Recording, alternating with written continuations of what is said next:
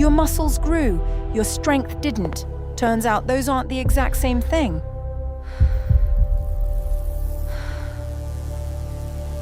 You've been training incredibly hard, looking the part, and quietly hitting the exact same max reps for months.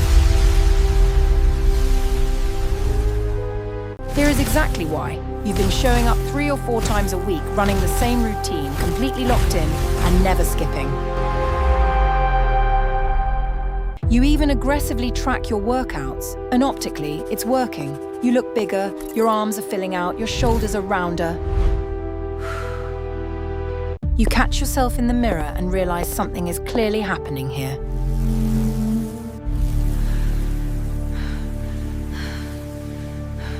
Then you actually test it. Nothing. It is the exact same mechanical struggle as 6 months ago.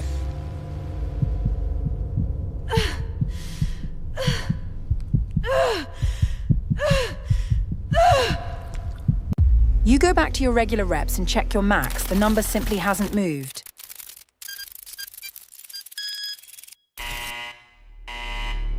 So you do what everyone does. You add more sets, more reps, another training day. Still nothing. You've been remarkably consistent and patient, but what you have built is a body that looks like it trains, but mathematically cannot back it up. Your muscles are entirely decorative at this point. The problem isn't your effort. You've simply been building the wrong type of muscle.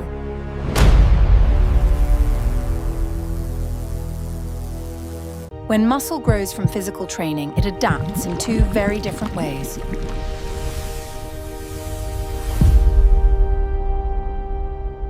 Think of your muscle like a sponge stuffed densely with bungee cords. The sponge is the soft stuff, the fluid, the glycogen, the overall cell volume. When that specific part grows, the muscle gets visibly larger. It looks incredible in the mirror, but it's not the part that actually moves heavy weight. Scientists refer to this as sarcoplasmic hypertrophy. For this video, we'll just call it the sponge. The bungee cords, however, are the contractile proteins.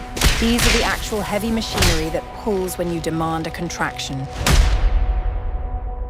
When those fibers grow in physical number, you get measurably stronger.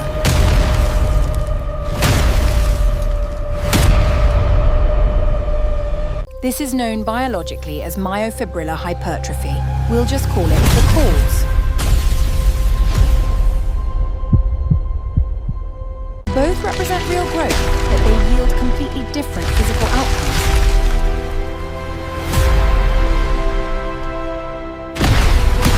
One simply looks the part, while the other actually does the part.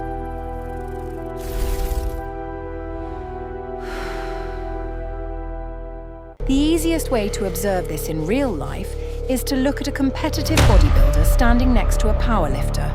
Both are huge, both train seriously, but they are chasing completely different neurological signals. Bodybuilders relentlessly chase the pump. High reps, moderate load, short rest periods, creating that swollen feeling at the end of a grueling set. Their body adapts to this specific stress by building sponge, lots and lots of it. They absolutely get the aesthetic look. Powerlifters, on the other hand, chase brutally heavy loads with full, complete recovery between sets. Their body responds to this extreme mechanical demand by building dense cords, lots of them. They acquire the true strength. Put a bodybuilder next to a powerlifter in a photo, and the bodybuilder might actually look stronger. But put them in an actual, verifiable strength test, and that visual comparison falls apart pretty fast. It is the same human body spending the same hours inside the gym, but achieving a completely different physiological adaptation underneath. Now, here is the exact part that should make you very uncomfortable.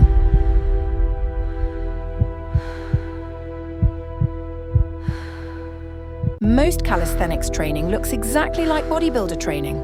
Doing sets of 15, 20 or 25 bodyweight reps is purely sponge territory. The relative load you are applying simply isn't high enough to force the body to grow new cords. So your body does the only logical thing it can with that input. It stores more. More fluid, more glycogen. You get the bigger look, but your pull-up max flatlines, and the muscle-up stays completely impossible. Quick break. Because if you want muscle that actually does the specific thing it looks like it should, you will want these. These are the Gornation wooden rings.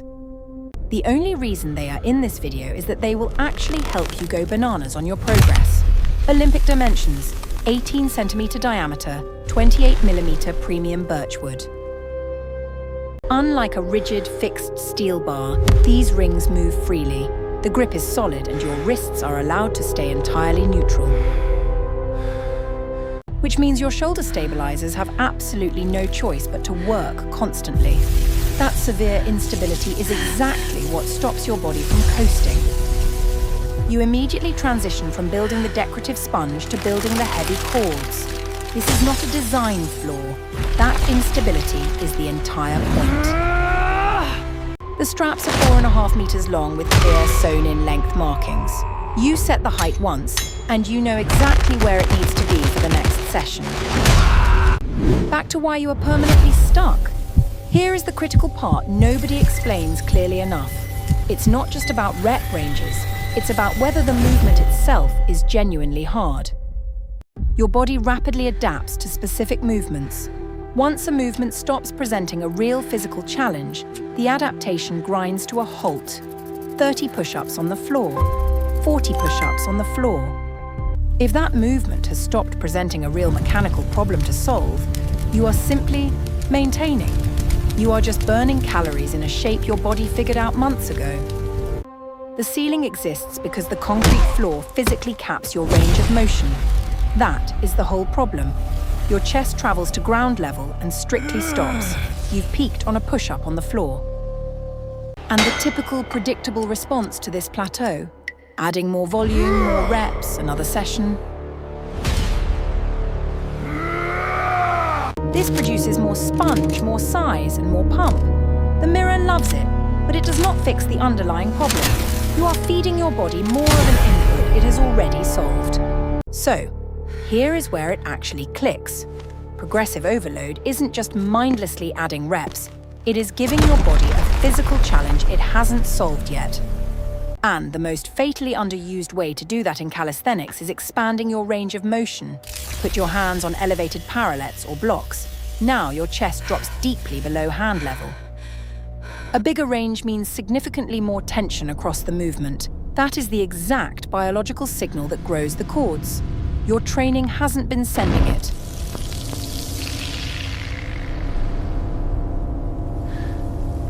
The exact same logic applies to pulling. Once standard bar pulls stop being hard, the bar becomes the limit. It is time to step up and move to the rings. Now you've added severe instability directly on top of the full range.